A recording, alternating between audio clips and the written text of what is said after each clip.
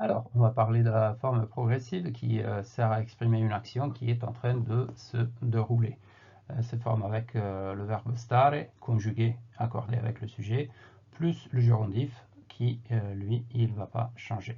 Par exemple, si vous êtes sur WhatsApp dans sa version italienne et qu'un correspondant est en train de composer un message, vous allez voir le petit texte sta scrivendo, il est en train d'écrire, l'autre personne est en train d'écrire, qui s'affiche sur votre téléphone.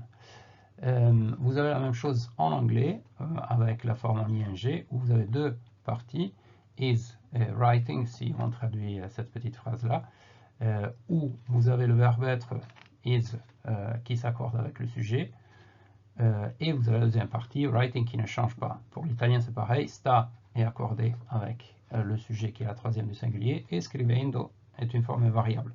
Si vous changez de sujet et que vous parlez de nous, par exemple, we are writing, en anglais, vous allez changer juste le verbe avoir, être, pardon, et en italien, vous allez changer juste le verbe stare, noi stiamo scrivendo.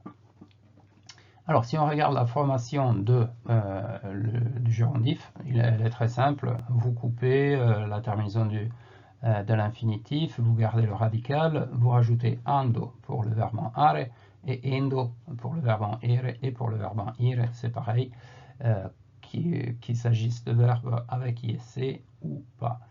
Le verbe stare ressemble beaucoup au verbe avoir dans la terminaison. Vous avez sto, stai, sta, stiamo, state, stanno avec deux N. Et si vous voulez dire par exemple tu es en train de parler avec quelqu'un, stai parlando. Si vous voulez dire ils sont en train de terminer, par exemple stanno finendo di mangiare, par exemple, ils sont en train de terminer le repas.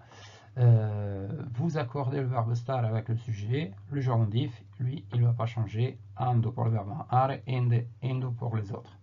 Vous avez très peu d'exceptions au gérondif, vous allez juste avoir les verbes qui sont très courts, par exemple fare, dire, bere, qui resterait une fois la terminaison de l'infinitif coupé avec une seule lettre.